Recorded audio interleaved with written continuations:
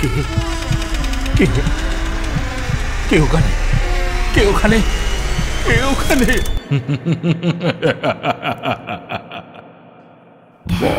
ভুতুরে, যেখানে জীবিত সব চরিত্র।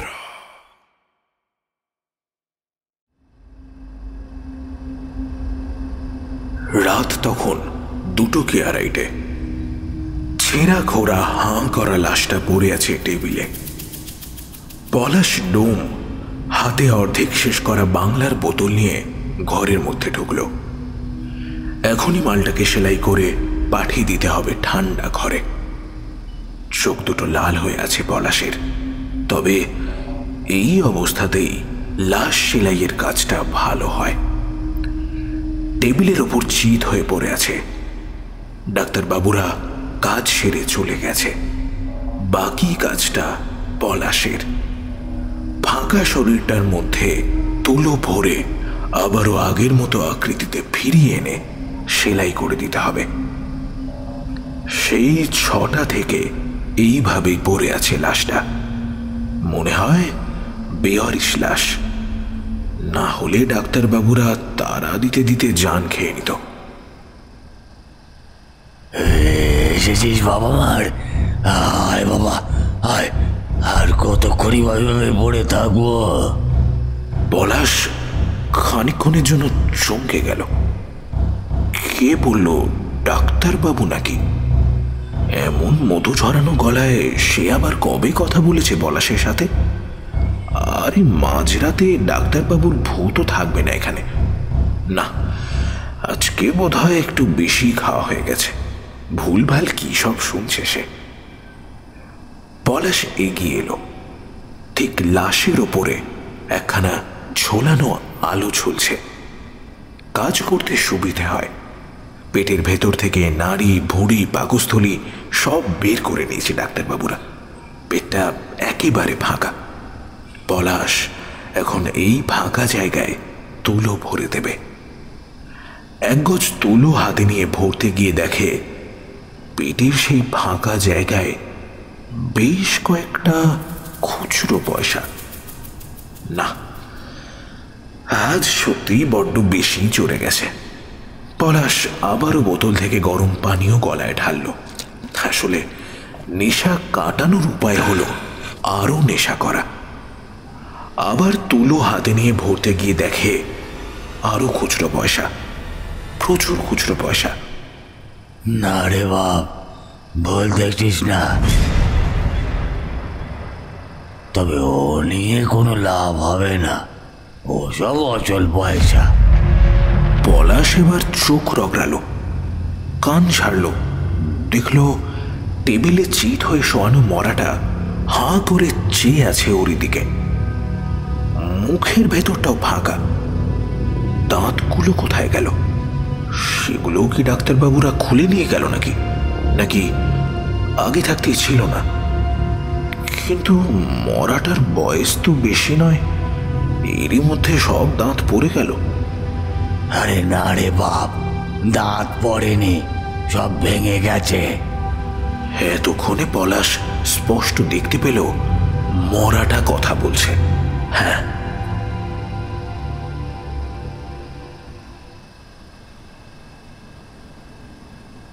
বোঝো কাণ্ড। তুমি শালা এতক্ষণ ধরে বক বক করছো আর আমি ভাবছি কে কথা বলে।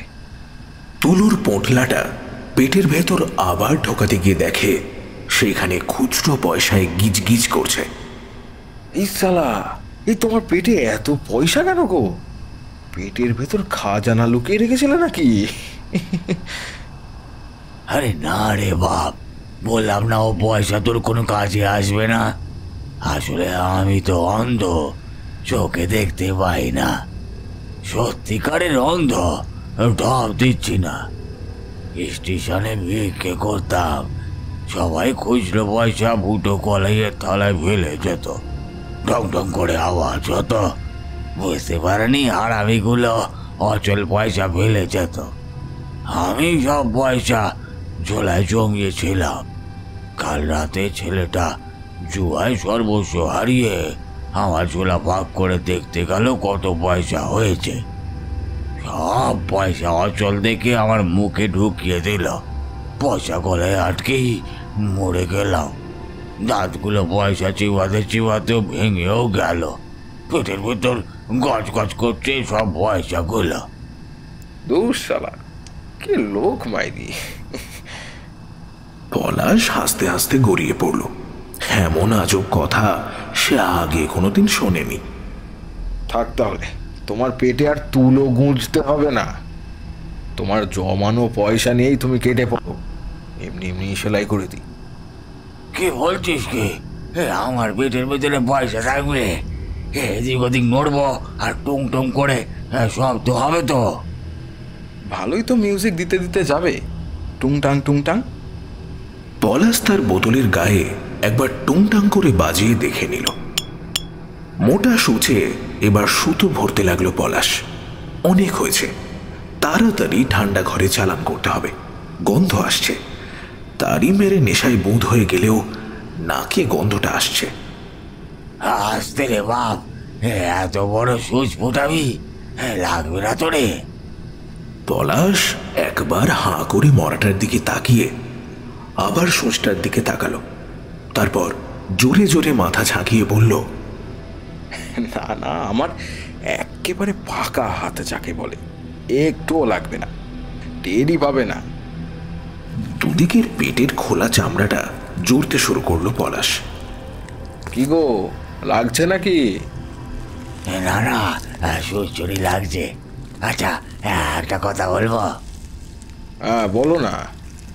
পলাশ কাজ সারতে সারতেই বলল, এই যে তুই ভূতের সঙ্গে গল্প করছিস, তোর ভয় লাগে না? দোষ, ভয় লাগবে কেন? ও তো প্রতিদিনই বলি। আমার বউ তো বলে আমি নিজেই নাকি একটা ভূত হয়ে গিয়েছে। হাতের কাজ সারতে সারতেই আরেক ঢোক তারই গলায় ঢালল পলাশ। মনে পড়ল সেই প্রথম দিনের কথা। একদম প্রথম দিন। এমনই এক রাতে ছেঁড়া লাশ সেলাই করতে এসেছিল সে। প্রথম দিন, এক্সপিরিয়েন্স একেবারেই নেই। মা আবার ঝুটি বাবার দেওয়া মাদুলি গলায় বেঁধে দিয়েছিল। মাদুলিখানা ডান হাতে ধরে রাম নাম জপতে জপতে বাঁ হাতে তারির বোতল হাতে ঘরে ঢুকেছিল সে। টেবিলের ওপর সেই দিন পড়েছিল একটা নগ্ন মেয়ে ছেলের লাশ। হেব্বি দেখতে ছিল কিন্তু মেয়েটাকে। মনে হয় বিষ খেয়ে মরেছিল। ঠোঁটটা কেমন নীল হয়েছিল। গলা, হাত, পা সবকিছুই কেমন যেন নীলছে, কিন্তু তা সত্ত্বেও হেব্বি লাগছিল দেখতে। পলাশ এই প্রথম কোনো মেয়ে ছেলেকে পুরো ন্যাংটা অবস্থায় দেখল। আরে শালা, মরা তো কি হয়েছে, মেয়ে ছেলে তো বটে। পলাশ নিজেকে কেমন যেন সামলাতে পারল না। বুকের ভেতরটা কেমন যেন ধক ধক করতে লাগলো। মরা মেয়েটার ঠোঁটের উপর ঠোঁট রাখল সে, আর ঠিক তখনই কে যেন ওকে জড়িয়ে ধরল।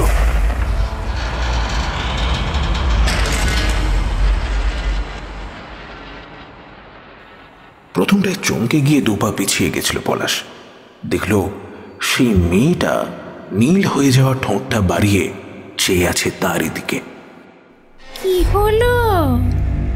এলেই যখন এমন করে পিছিয়ে যেতে হয় নাকি?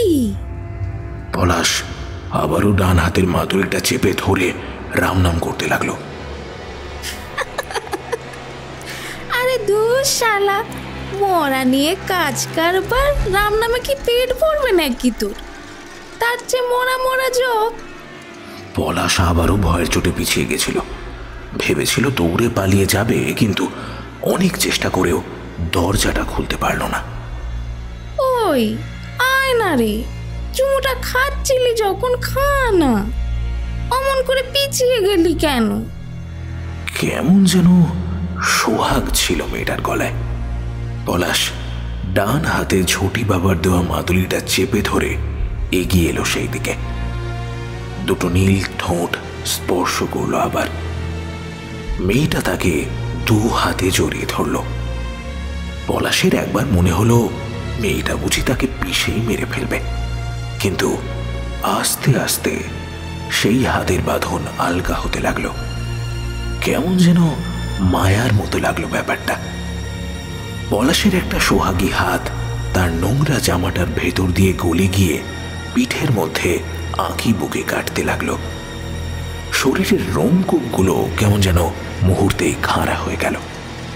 পলাশ অবাক হয়ে মেয়েটার চোখের দিকে চেয়ে রইল।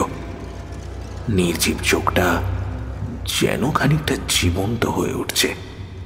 মরা মাছের মতো চোখটায় যেন কালো দিঘির মতো জল। এই তুমি কাঁদছো নাকি?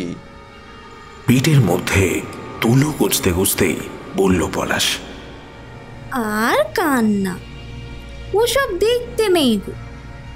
ওই যে মরা দিঘির ধারে বৈশ্যপাড়া, সেখানে আমার ঘর ছিল। ঘর মানে ওই আর কি থাকার জায়গা। প্রতি রাতে মরদ নাগরগুলো মৌমাছির মতো বিনবিন বিনবিন করত। এখন গতর গেছে, পাড়ায় নতুন মাগি এসেছে, এখন আর কেউ আসে না গো। 3 দিন কিচ্ছু দানা পানি পড়েনি।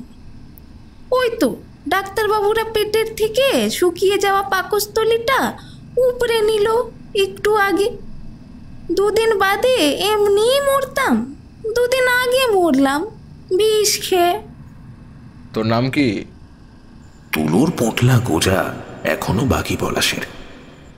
হ্যাঁ, নাম? আমাদের কি আর একটা নাম গো? কেষ্ট ঠাকুরের মতো অষ্টতর শত নাম। চাঁপা, চামেলি, রাই, লীলা, যখন যেটা চলে। আরে দূর শালি, নামের ডালি খুলে কে বসতে বলেছে তোকে? তোর নাম কি আসল নাম, বাপ মায়ের দেওয়া আসল নাম? এই হারাম, গাল পাচ্ছিস কেন রে? জানিস না আমি ভূত? দেব নাকি এক্ষুনি ঘাটটা মোটকে? পলাশ বোধহয় সত্যিই ভুলে গিয়েছিল যে সে এখন একলা একটা ঘরে ভূতের সঙ্গে কথা বলছে। তুলো টুলো ফেলে পলাশ ভয়ে দুপা পিছিয়ে 2 হাতে ঝটি বাবার দেওয়া মাদুলিখানা আঁকড়ে রাম নাম জপতে লাগলো।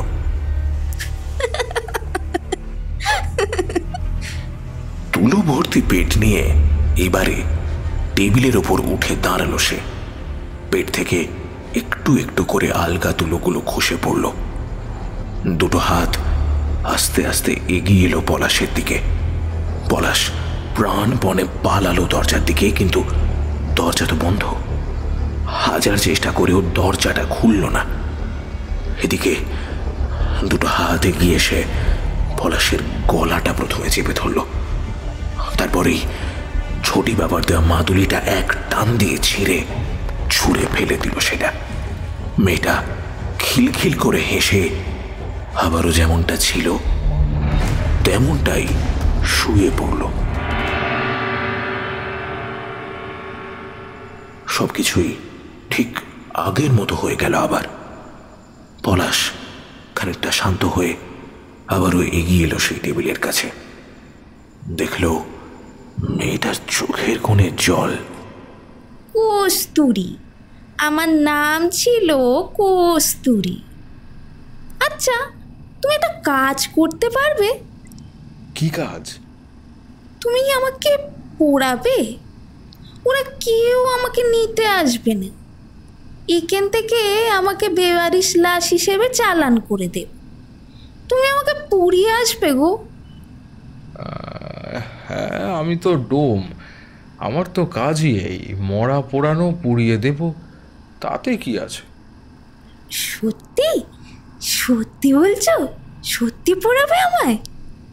হ্যাঁ, পোড়াবো বললাম তো। হ্যাঁ, পলাশের প্রথম প্রেমিকা তারই হাতে পোড়ার জন্য জিদ করছে। হায় রে ডোমের কপাল। ভালো করে পোড়াবে কিন্তু, এমনি এমনি কেরোসিন ঢেলে জ্বালিয়ে দেবে না কিন্তু। না রে, তোকে চন্দন কাঠের চিতায় শুয়ে বিদায় দেব। যত সব মাগনা আর কি, চুল্লিতে ঢুকিয়ে দিয়ে আসবো কিন্তু। না, অমন করো না। চন্দন কাঠ না হোক, এমনি কাঠই দেখো না গো। চুল্লিতে তো সব ভুস করে শেষ হয়ে যাবে। কাঠের চিতায় বেশ একটু একটু করে পড়বো। ইস, মাগির শখ দেখে বাঁচি না। পলাশ কথাটা বলেই থমকে গেল। বারবার সে ভুলে যাচ্ছে যে সে একজন ভূতের সাথে কথা বলছে। আবার না সে অমন করে রাক্ষসে মূর্তি ধরে। না না, যাকে মেয়েটা চুপচাপ শুয়েই আছে, শুধু চোখ দিয়ে টপ টপ করে জল গড়িয়ে পড়ছে। আচ্ছা, সে দেখা যাবে। তো এখন তুই চুপ করে শো, তো শুয়ে থাক, আমার কাজটা শেষ করতে দে। রাত কাবার হয়ে গেল, এখনো কাজ শেষ হলো না। মরে গিয়ে ভূতের যে কত কথা থাকতে পারে জানতুম না বাবা। জীবনের সব কথা জীবন শেষ হয়ে গেলেই শেষ হয়ে যায় বুঝি। মেয়েটা সত্যিই এবার চুপ করলো। আর কোনো কথা নেই, একেবারে মরা কাঠ। পলাশ খানিকক্ষণ চেয়ে রইল মেয়েটার দিকে, যদি কোনো কথা বলে। কিন্তু না, আর কোনো কথা নেই। দেখে বোঝাই যাবে না এতক্ষণ ধরে এই মেয়েটাই এত কথা বলছিল। ঠিকই বলছিল কস্তুরী, কেউ এলো না তাকে নিতে। 2 দিন ধরে বডিটা ওই ঠান্ডা ঘরে জমে বরফ হয়ে গেল। তারপর পলাশই তাকে নিয়ে এলো। ভাগ্য ভালো ছিল পলাশ আর কস্তুরীর। এক মারোয়ারির মরা এসেছিল সেই দিন শ্মশানে। এত কাঠ কিনেছিল তার বাড়ির লোক যে তা দিয়ে আরো 2খানা চিতা জ্বালানো যায়। পলাশ কায়দা করে সেখান থেকেই বেশ খানিকটা কাঠ সরিয়ে নিয়েছিল। সব শেষ হয়ে গেলে শ্মশান যখন একটু নিরিবিলি হলো, তখন ওই সন্ধ্যের দিকে নতুন করে আবারও চিতা সাজালো পলাশ। সেই চিতায় কস্তুরীকে শোয়ালো একখানা লাল পেরে সাদা শাড়ি পরিয়ে। এইখানে অবশ্য নিজের পয়সাতেই কিনেছে পলাশ। তারপর আরেকবার সেই নীলচে ঠোঁটে নিজের ঠোঁট স্পর্শ করলো পলাশ। না, কোনো সাড়া নেই। পলাশ আগুন লাগিয়ে দিল চিতায়। যা মাগি, পুড়ে মরকা যা। ফটফট করে চিতার কাঠ ফাটতে লাগলো সেই জ্বলন্ত আগুনে।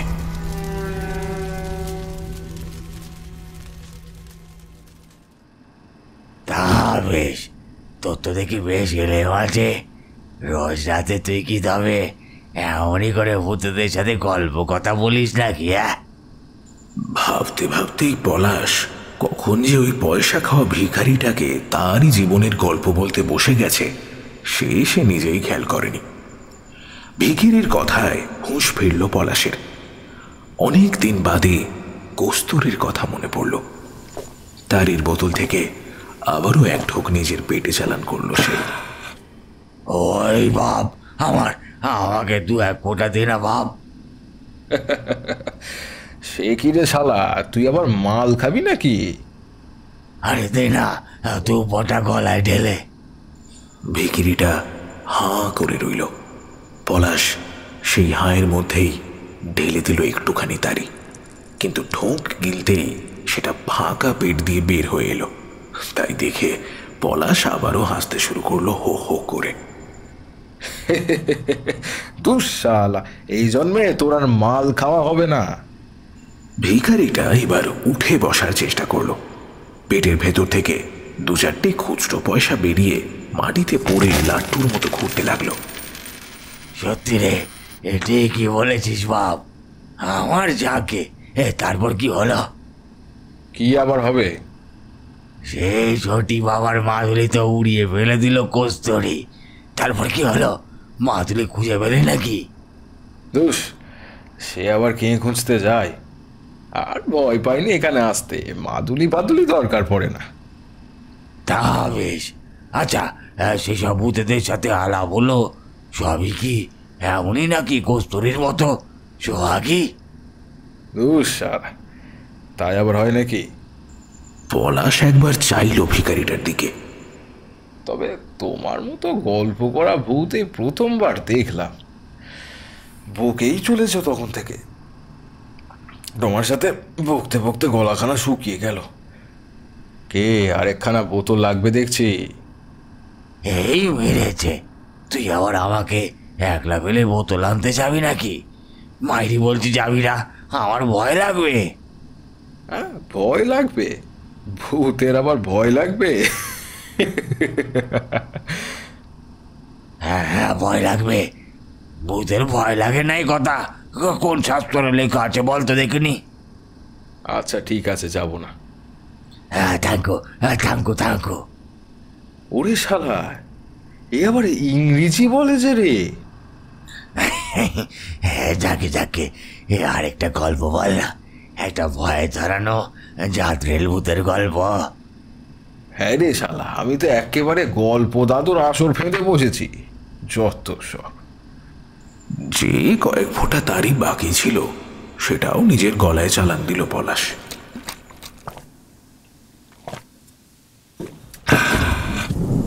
সে এক ভয়ঙ্কর রাত ছিল বটে।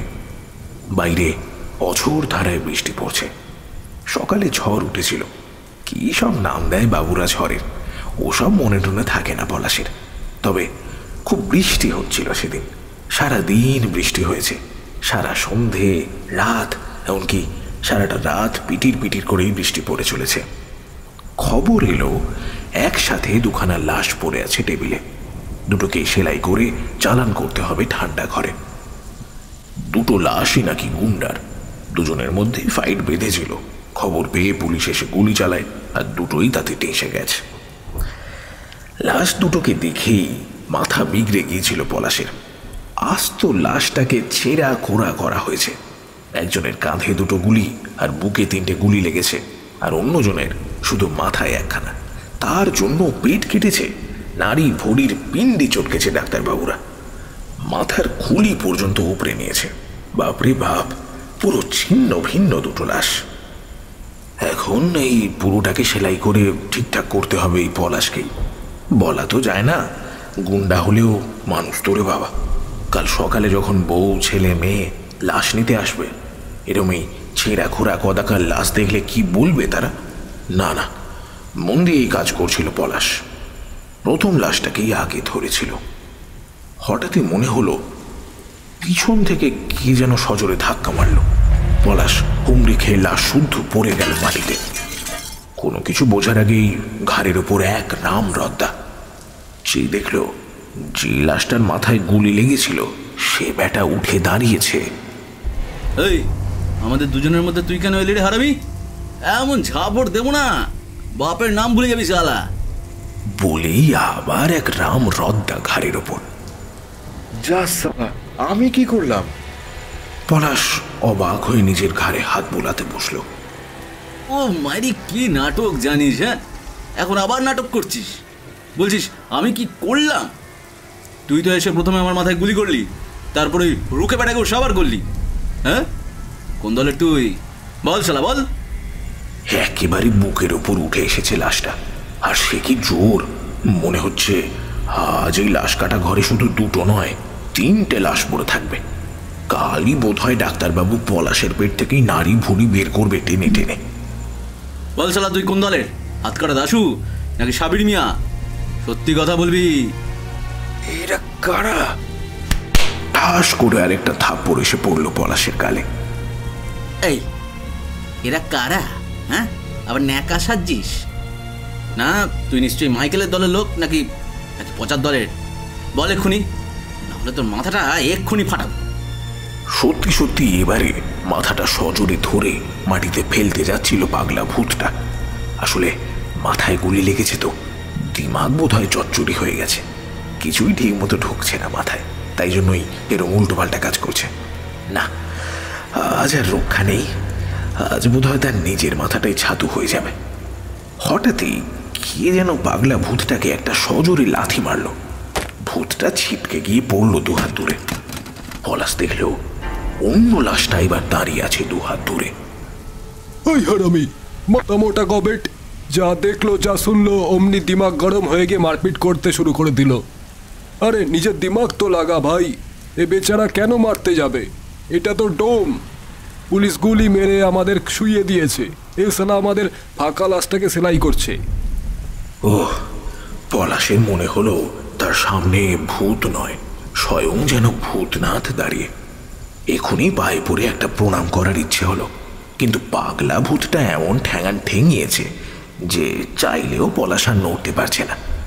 মাটিতে বসেই 2 হাত জড়ো করে মাথায় ঠেকালো সে। ওদিকে পাগলা ভূতটা এতক্ষণে বোধহয় হুঁশে ফিরল। চারদিকটা তাকিয়ে এখন ড্যাব ড্যাব করে চেয়ে আছে সে। ও তবে মরেনি? দুঃসালা, ও কেন মারতে যাবে? বলছি না ও একটা ডোম। দেখ ভালো করে চোখ খুলে। পাগলা ভূতটা কেমন যেন থম মেরে বসে রইল। পলাশ ভাবল, আহারে বেচারা বুঝি ভাবছে কি ভুলটাই না করেছে। কিছুই না জেনে না বুঝে খামোখা পলাশকে কেলিয়ে শক্তিক্ষয় করলো বেচারা। ছি ছি ছি। তুই তাহলে মারিসনি? এবারে সোজাসুজি পলাশের দিকে তাকিয়ে জিজ্ঞেস করলো পাগলা ভূত। না রে বাবা, আমাকে কি পাগলা কুকুরে কামড়েছে? আমি কেন মারতে যাব? তবে কে মারলো?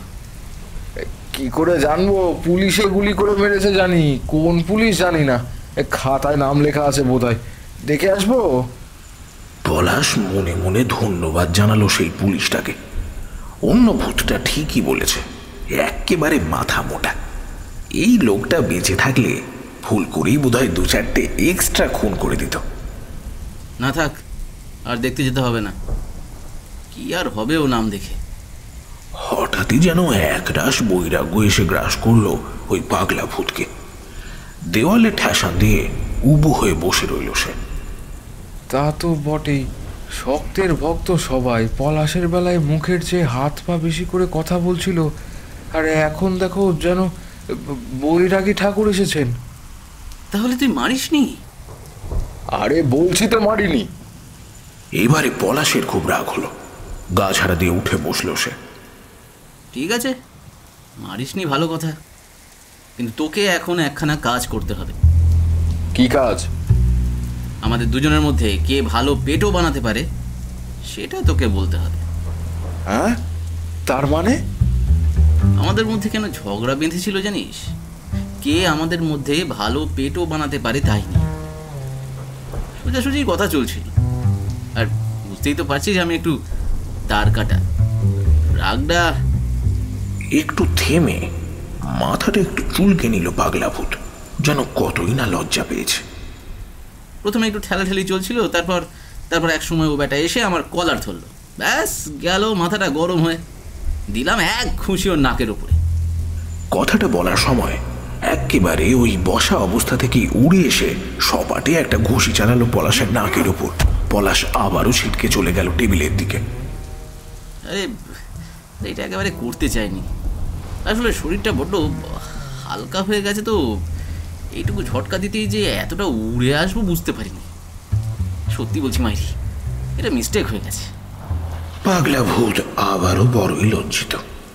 পলাশ নাকের কাছে হাত বুলালো, চুইয়ে চুইয়ে রক্ত পড়ছে। 2-1 ফোঁটা বোধহয় গিলেও ফেলেছে সে। জিভে কেমন যেন মিঠে মিঠে স্বাদ লাগছে। এই সত্যি করে বলো তো, তুমি জীবনে কটা খুন তুমি মিস্টেক করে করেছো? পাগলা ভূত মাথা চুলকাতে লাগলো। অন্য ভূতটা এবারে হো হো করে হেসে পলাশকে টেনে তুলল।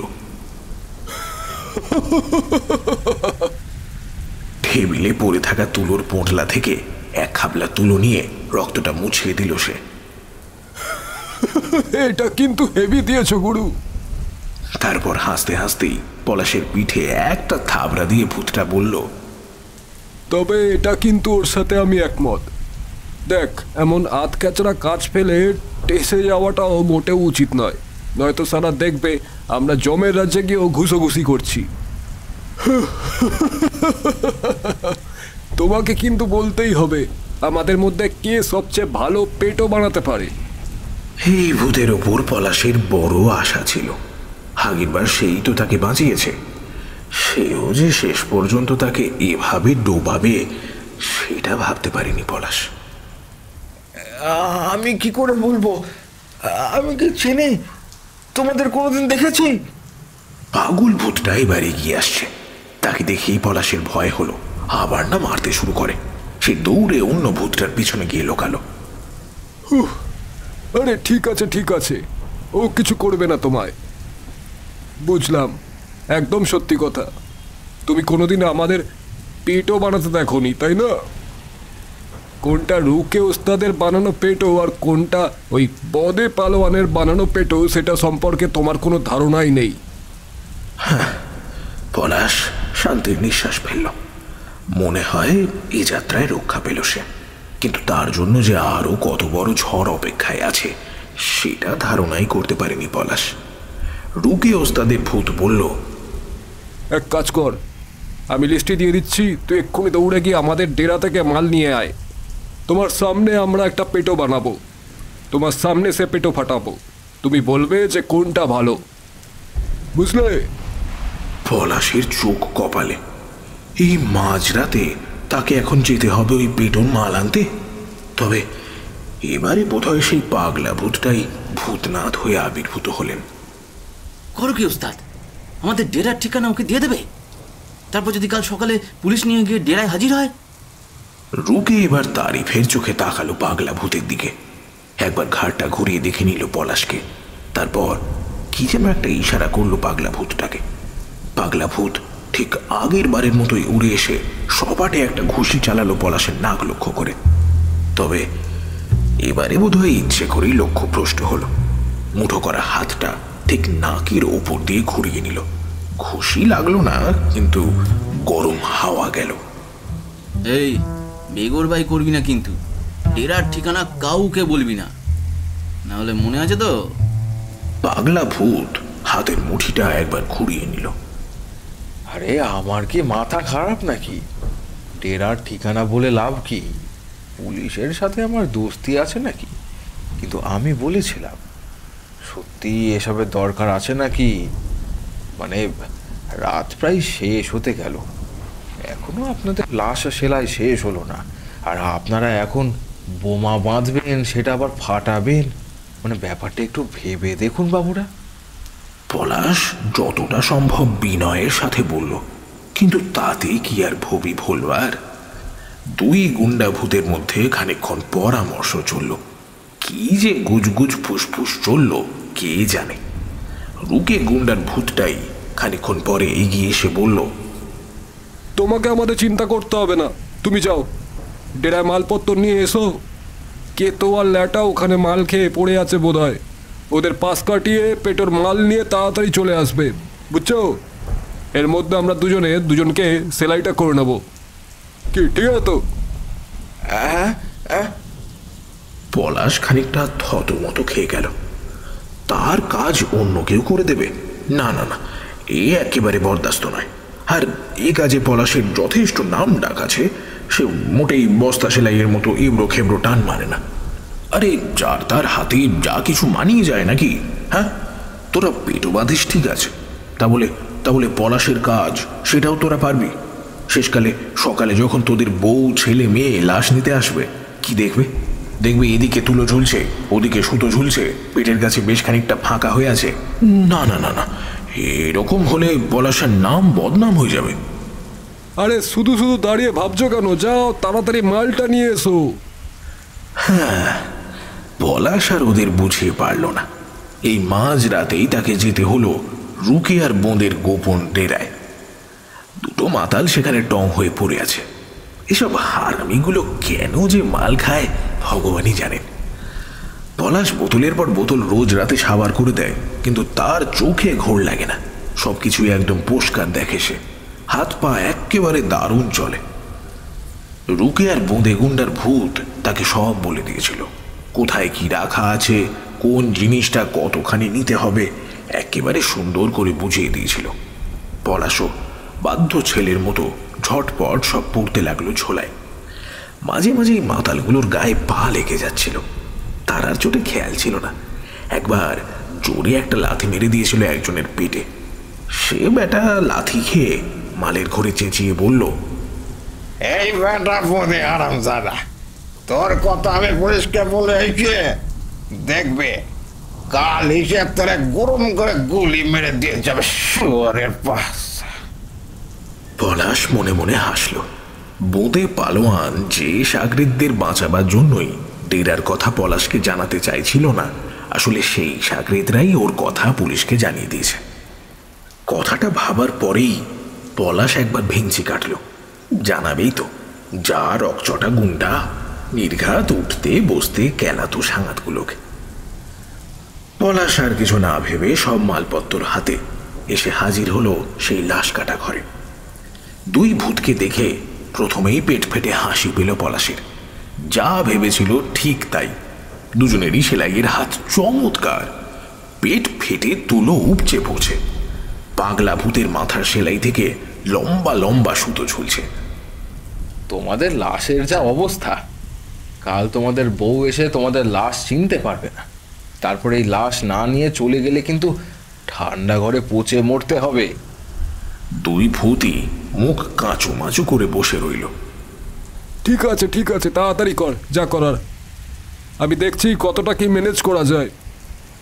লাশ কাটা ঘরের মেঝেতে ঠ্যাং ছড়িয়ে দুই ভূত বোম বাঁধতে বসল।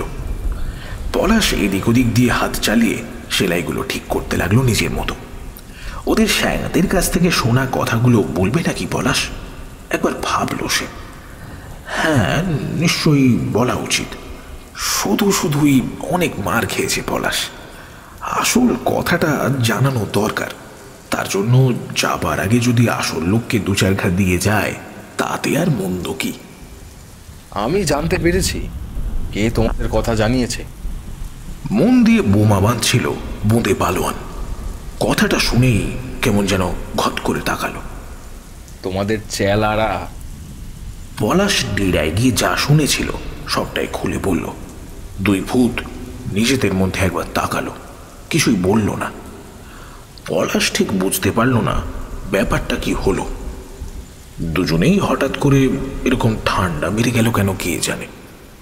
প্রায় ঘন্টাখানেক ধরে চলল তাদের কাজ।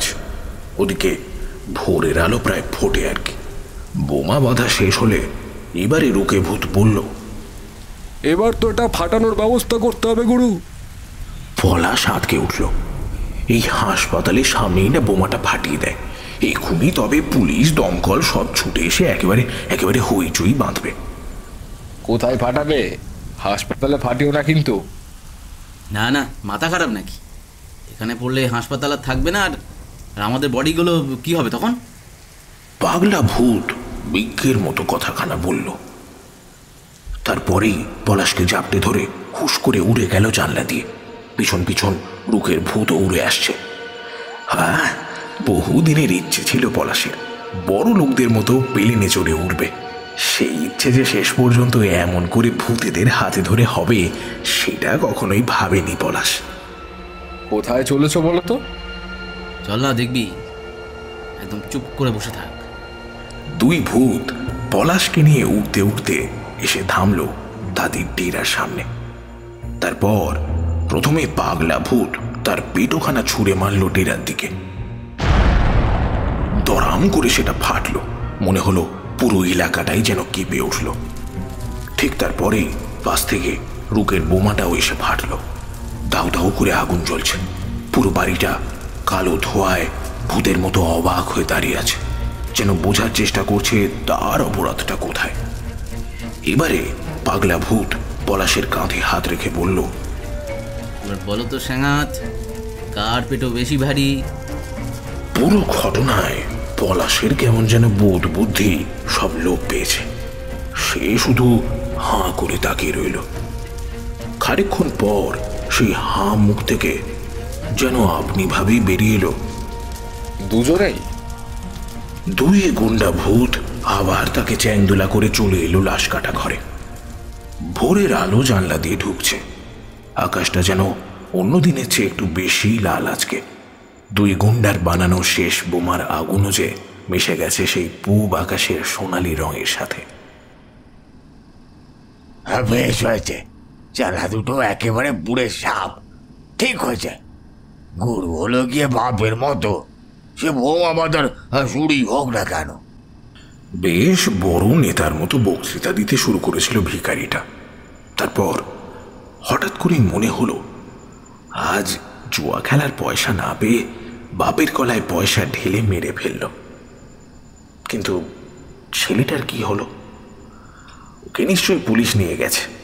খা কত দেবে পেলে হারামিটাকে কে জানে।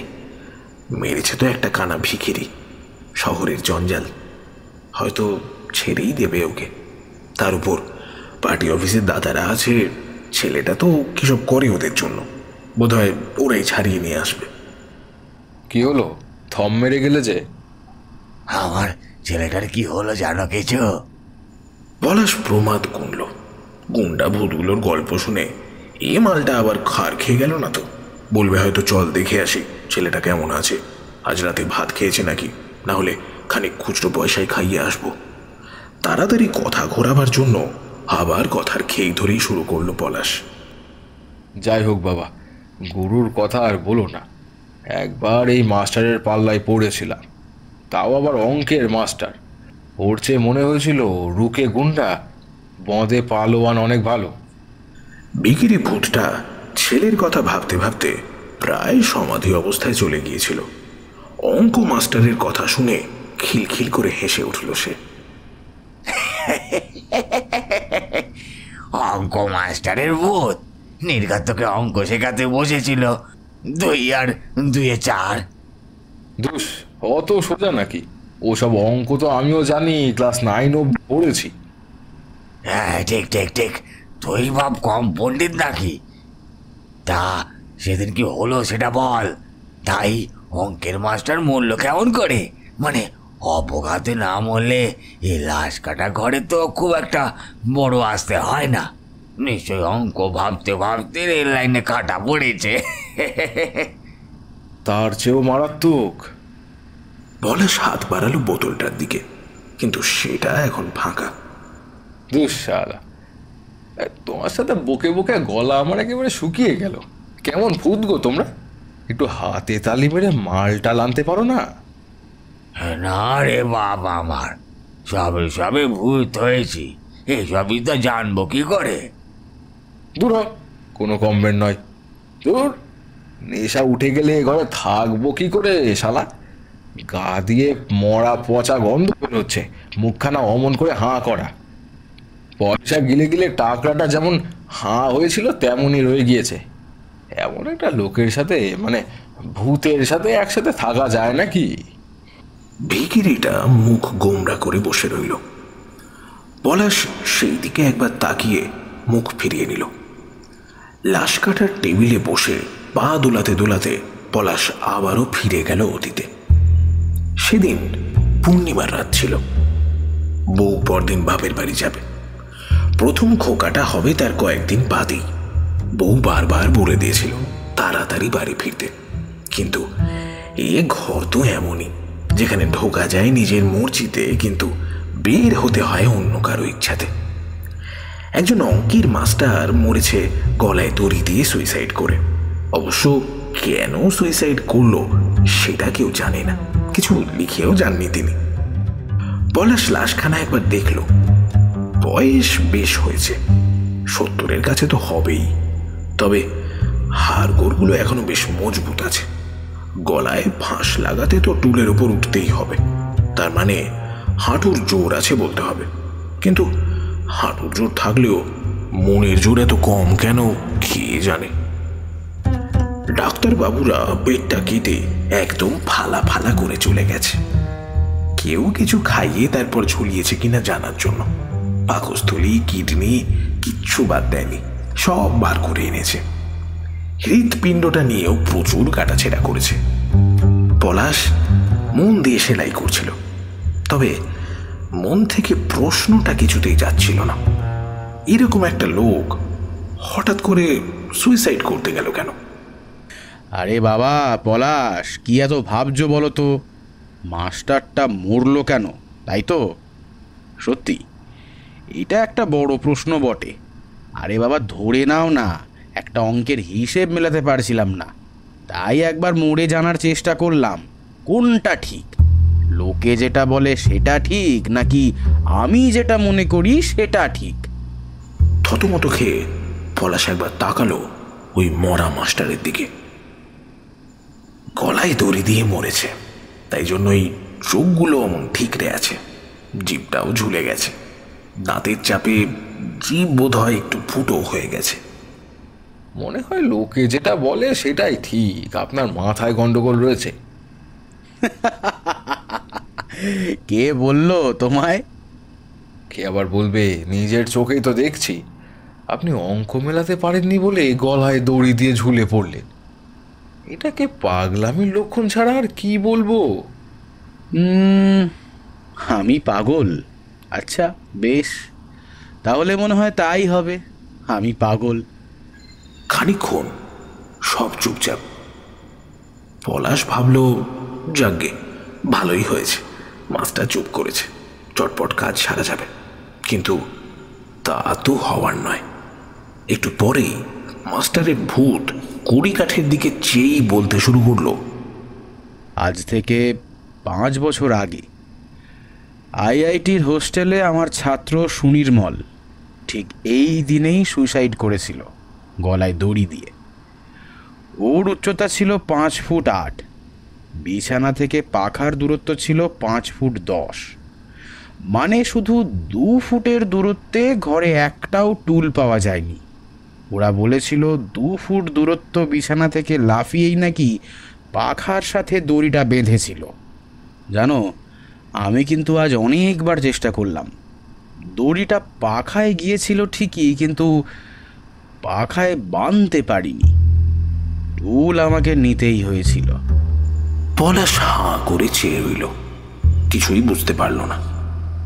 কিছু বুঝতে পারলে না। পলাশের কথায় মনে হলো মাস্টারের ভূত ভীষণ দুঃখ পেয়েছে। তুমিও বুঝতে পারলে না? এমন কি কঠিন অঙ্ক বলো তো, তুমিও বুঝতে পারছো না?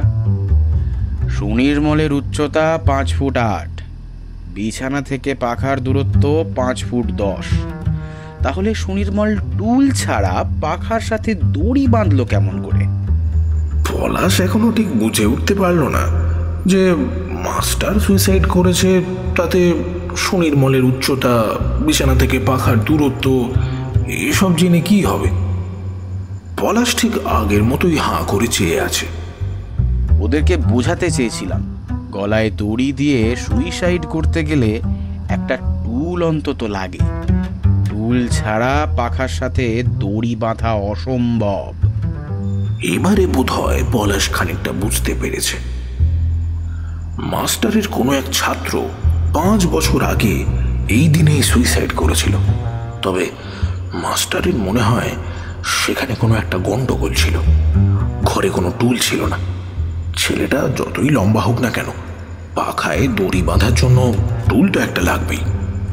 তবে মাস্টার শুধুমাত্র এইটুকুনি বোঝার জন্য নিজেই নিজের গলায় দড়ি দেবে, এই ব্যাপারটা সত্যিই এখনো পলাশের মাথায় ঢুকছিল না। আপনার ছাত্র এমনি এমনি সুইসাইড করেনি, সেটা বুঝতে আপনি নিজেই মরে গেলেন। আরে এ আবার কেমন ধারার কাণ্ড! হ্যাঁ, এই তো সাবাস, এইবার বুঝেছো। তাহলে তুমি বুঝেছো তো, টুল ছাড়া কেউ গলায় দড়ি দিতে পারে না। তার মানে সুনির্মলকে কেউ খুন করেছিল। 5টা বছর ধরে কাউকে আমি কথাটা বোঝাতে পারলাম না, আর এটাই আমার সব থেকে বড় দুঃখ। যাদের বোঝাতে পারেননি তারা এখন বুঝবে না। আপনি গলায় দড়ি দিয়ে দিলেই যদি ওরা সব বুঝে যেত, তাহলে আর ভাবনা ছিল না। তুমি তো কত মরা দেখেছো, হ্যাঁ? যারা গলায় দড়ি দিয়ে মরেছে তাদেরও তো দেখেছো।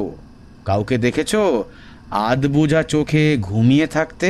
হ্যাঁ, এই তো আমি সুইসাইড করেছি, গলায় দড়ি দিয়েছি। আমার চোখগুলো দেখো কেমন যেন ঠিকরে বেরিয়ে আসছে। আর সুনির্মলের চোখগুলো, হ্যাঁ মনে আছে কেমন ছিল? পলাশ এবারে সত্যি অবাক হলো।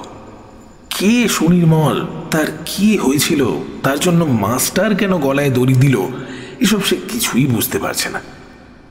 এই তুমি চুপচাপ শোও তো দেখি, আমাকে আমার কাজটা চটপট ছাড়তে দাও। মাস্টারের ভূত এবারে সোজা হয়ে বসলো, দুটো হাত দিয়ে পলাশকে তুলে নিল মাথার উপরে। হ্যাঁ, কি ভেবেছো কি? হ্যাঁ, মস্করা হচ্ছে? কেন শুনবে না? তোমাকে সবটা শুনতে হবে। ইয়ার কি নাকি? পেশা, মাগি, গুন্ডা সকলের কথা শোনো, আর আমার বেলায় ফক্কা? হ্যাঁ, আমরা সব শিক্ষিত মানুষ, সাধারণ মানুষ, তাই আমাদের কোনো দুঃখ থাকতে পারে না, কি তাই তো? কেউ শোনে না আমাদের কথা, না সরকার শোনে, না পুলিশ শোনে, না নেতা শোনে, কেউ শোনে না। নাটকে উপন্যাসও লেখা হয় না আমাদের কোনো কথা। আরে পাবলিক খাবে না তো। আমরা ছোট লোকদের মতো চেঁচিয়ে কাঁদতে পারি না, খিল্লি করতে পারি না, তাই আমাদের গল্পগুলো একেবারে পানসে হয়ে যায়, তাই না? নিপাট ভালো মানুষ মাস্টারটা যে হঠাৎ এরম খেপে যাবে সেটা কখনোই ভাবতে পারিনি পলাশ। আরে কি হলো, কি খেপলেন কেন হঠাৎ? শুনবো তো, কেন শুনবো না? আসলে এই বউ বলছিল আজ তাড়াতাড়ি বাড়ি ফিরতে, কাল সকালে বাপের বাড়ি যাবে কি না, এই মানে আপনার এই নাতি নাতনি কিছু একটা হবে আর কি। প্রথমবার তো নিজের মুখে নিজের ছেলেপুলে হওয়ার কথা বলতে পলাশের কেমন যেন লজ্জাই হয়। তাই সামনে যে থাকে তার সঙ্গে ছেলে মেয়ের একটা সম্পর্ক বানানোর চেষ্টা করে। কাল সকালে বাপের বাড়ি যাবে তো আজ রাত থেকে তাড়াহুড়ো কি আছে? হ্যাঁ, আরে বাপের বাড়ি তো আর দিল্লি মুম্বাই নয়। না না, একেবারে কাছেই তো, কাঁচরাপাড়া ট্রেনে চেপে বসলেই হুশ করে পৌঁছে যাবে। তাহলে এত ফরফর করছিস কেন? নাতি নাতনি তো তোর বউ বিয়োবে, তোর এত ফটর ফটর কেন? চুপ করে বসবি, বুঝলি? চুপ করে বসবি একদম, না হলে আজ এই কড়ি কাঠে আর একটা লাশ ঝুলবে বলে দিলাম। পলাশ চুপ করে গেল। এ মাস্টারের নির্ঘাত মাথার ব্যামো আছে, যা বলছে চুপচাপ শুনে নেওয়াই ভালো। বেগরবাই করলে এরপর হয়তো সত্যি সত্যি কড়িকাঠ থেকে ঝুলতে হবে, আর হয়তো ছেলেপুলের মুখ দেখতে পাওয়া যাবে না। মাস্টার কিছুক্ষণ থম মেরে বসে থাকা পলাশের দিকে চেয়ে হঠাৎ করেই খ্যাক খ্যাক করে হেসে ফেলল।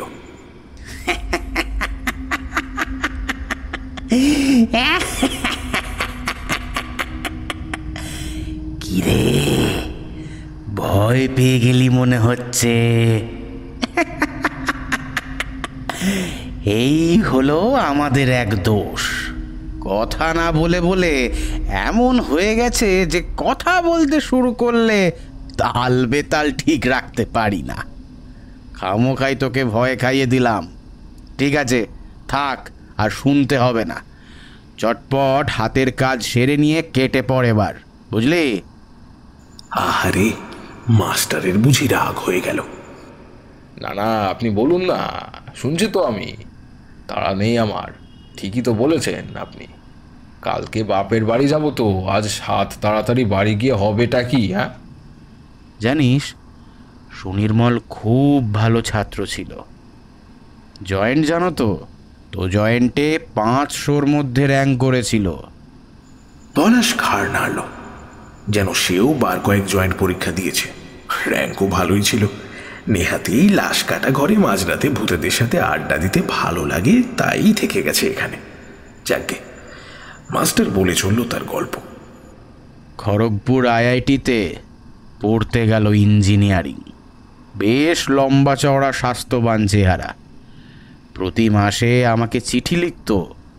ছাত্র হলে কি হবে, ওই বয়সেই একটা থিওরি আবিষ্কার করেছিল, আর থিওরিটার কপি বিদেশেও কিন্তু পাঠিয়েছিল। আর তারপরেই একটা গন্ডগোল। ছেলেটা কেমন যেন বদলে গেল জানিস। চিঠিপত্র আসা কমে গেল। আগে 3-4 দিনের ছুটি একসাথে থাকলে বাড়িতে আসতো, আমাদের দেখা হতো, সেই সব পাঠও কিন্তু চুকে গেল। ফোনও করতো না খুব বেশি। ওর বন্ধুরা বলেছিল ঘরেও কেমন যেন একটা চুপচাপ থাকে, কাউকে কিছু বলতো না, কারোর সাথে কোনো কথাও বলতো না। তারপর একদিন হঠাৎ করে খবর এলো ওর ঘরেই নাকি ফ্যানের সাথে দড়ি বেঁধে ঝুলে পড়েছে। হ্যাঁ, আমার সুনির্মল ঝুলে পড়েছে দড়ি বেঁধে। কোনো সুইসাইড নোটও কিন্তু ছিল না, আর ওই যে বললাম টুলও কিন্তু ছিল না।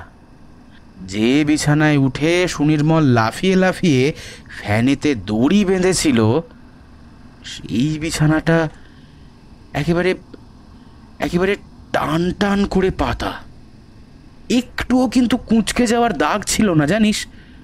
আর শুধু তাই না, গলায় দড়ি দিয়ে সুইসাইড করলে চোখ দুটো তো ঠিকরে বেরিয়ে আসবে, কিন্তু সুনির্মলের চোখ আট বোঝা ছিল, যেন মনে হচ্ছিল একেবারে শুয়ে আছে, ক্লান্ত হয়ে ঘুমিয়ে পড়েছে, এক্ষুনি উঠে পড়বে। এবার বল, আমি কিছু ভুল বলেছি? আমি জানি সুনির্মলকে খুন করা হয়েছিল, ও নিজে নিজে মরেনি। আর জানিস, ওর থিওরিগুলো কিন্তু কোথাও পাওয়া যায়নি। ছেলেটা হঠাৎ করেই যেন তার সমস্ত প্রতিভা নিয়ে একেবারে মিলিয়ে গেল পৃথিবী থেকে, কেউ খুঁজে পেল না। সব কিছু বুঝতে না পারলেও খানিকটা ধরতে পারল পলাশ। কিন্তু আপনি মরলেন কেন? আপনার ছাত্রকে যে মারলো তারা তো এখনো ঘুরে বেড়াচ্ছে দিব্যি। তাদেরকে না ধরে আপনি নিজেই মরে গেলেন। ওপরে গিয়ে যখন আপনার ছাত্রর সাথে চা কফি খাবেন তখন তাকে কি বলবেন?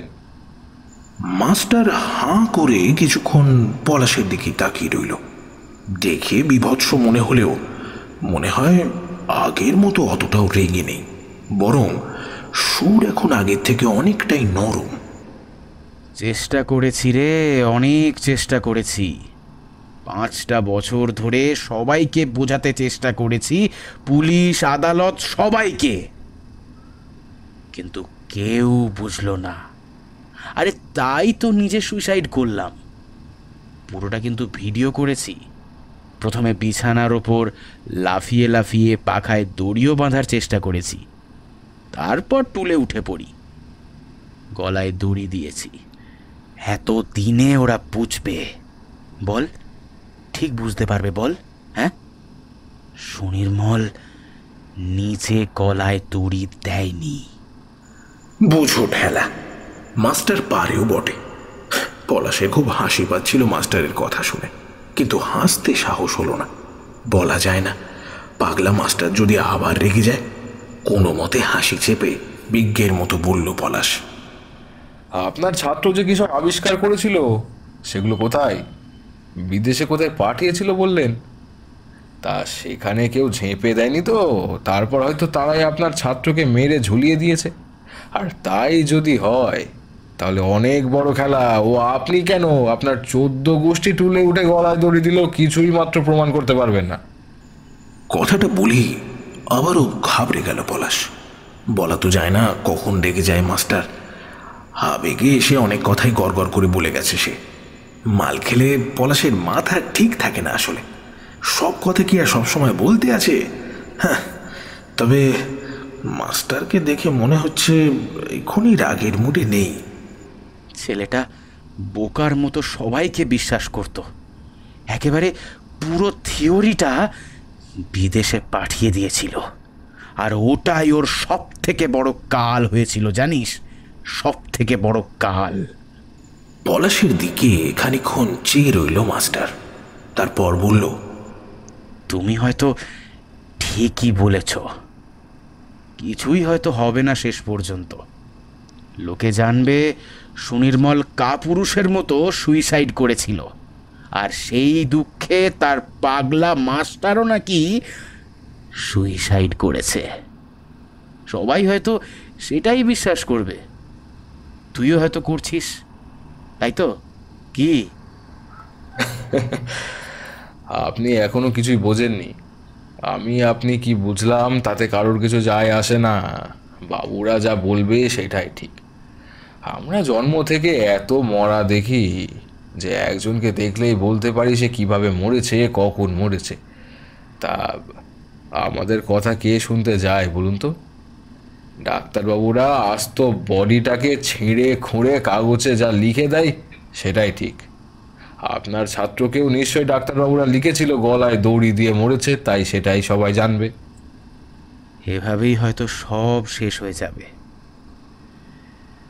তা কি করে হতে পারে দেখিস পলাশ, একদিন সবাই জানতে পারবে।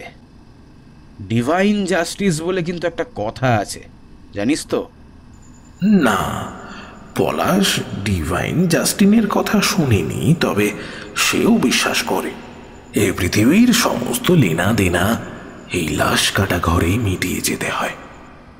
চিন্তা করবেন না মাস্টার মশাই, ওপরওয়ালা সব দেখছেন, একদিন নিশ্চয়ই সবাই সবটা জানতে পারবে। এইটুকু বিশ্বাস নিয়ে অন্তত আপনি পরপারে যান, শান্তি পাবেন। মাস্টার বোধহয় একখানা দীর্ঘ নিঃশ্বাস ছাড়তে চাইল। তারপর হঠাৎই মনে পড়ল শ্বাস ফেলা বন্ধ হয়ে গেছে অনেকক্ষণ। এই জীবনে আর দীর্ঘ নিঃশ্বাসটুকু ছাড়া যাবে না। ঠিকই বলেছ পলাশ, ওপরওয়ালার ওপর বিশ্বাস। আমরা তো সাধারণ মানুষ, আগা থেকে গোড়া ওই ওপরওয়ালার ওপরই বিশ্বাস রাখা ছাড়া কোনো উপায় নেই আমাদের কাছে। আবার খানিকক্ষণ পলাশের দিকেই শূন্য দৃষ্টিতে চেয়ে রইল মাস্টার। আচ্ছা, অনেক কথা হলো, এবার তবে চলি। তোমার ছেলে বা মেয়ের জন্য আমার আশীর্বাদ রইল। তাদেরকে লেখাপড়া শিখিও, বুঝেছ? চলি, বিদায়। লেখাপড়া তো শেখাবো, তবে সুনির্মল বানাবো না, এটুকু বলতে পারি। মাস্টার হালকা করে হাসল একটু, তারপর আবার চুপচাপ। আজও রাত কাবার হয়ে গেল। রাতের মধ্যে ঘরে ফেরা হলো না। পূব আকাশ ফর্সা হতে শুরু করেছে। লাশটাকে ঠান্ডা ঘরে পাঠিয়ে বাড়ি ফিরতে ফিরতে সকাল হয়ে যাবে। এদিকে আজকের রাতটাও প্রায় শেষ হতে চলল। পূবের আকাশে লাল আলো কিছুই মারছে। ভিখারি ভূতটা ঝিমিয়েই পড়েছে। ঘুম পাচ্ছে খুব, শেষ ঘুম। তারপর সেই সুনির্মলের খবর কিছু পেলে? না, তার আর খবর আমি কি করে পাবো? আমি কি আর অত কাগজ পড়ি নাকি খবর দেখি? তবে একটা কথা জানি, যারা তাকে খুন করেছে একদিন এমনই এক আধো অন্ধকারে কোনো এক পলাশের সামনে ছেঁড়া খোড়া হয়ে পড়ে থাকতে হবে। ভিখারিটা চুপ করে রইল কিছুক্ষণের জন্য। কেমন যেন একটা ঝিমুনি ভাব এসে গেছে। যারা চলে গেল তারা আর কোনোদিনও ফিরে আসেনি। কস্তুরীও আসেনি আর কোনোদিন, তাই না? না, আর কোনোদিনও আসেনি কেউ। প্রতিদিন নতুন নতুন ভূত, নতুন নতুন গল্প, নতুন নতুন না পাওয়ার গল্প। একবার ভিখারিটার দিকে তাকালো পলাশ। এই, এবার কিন্তু হেভি গন্ধ বেরোচ্ছে, তাড়াতাড়ি তোকে ঠান্ডা করে পাঠিয়ে দিই, নাহলে তোর ছেলে আর কাল তোকে নেবে না। সে বোধ হয় এমনিও নেবে না। অচল পয়সার মতো অচল বাপ, কোনো কাজেই আর আসি না। শেষ বেলায় পলাশের দিকে একবার তাকালো ভিখারিটা। দেখতে পায় না, তবু আন্দাজে সবটাই বুঝতে পারে এখনো। শুধু আসল নকলের ফারাকটা বুঝতে পারেনি। আচ্ছা, সুনির্মলের খুনিকে যদি লাশ কাটা ঘরে আসতে হয় তবে কি? শেষ করতে পারল না কথাটা। হাজার হোক ভাবত। তাই জন্যই পলাশ আর কোনো কথা বাড়ালো না। যা শুয়ে পড়, হাতের কাজটা শেষ করে ফেলি ঝটপট।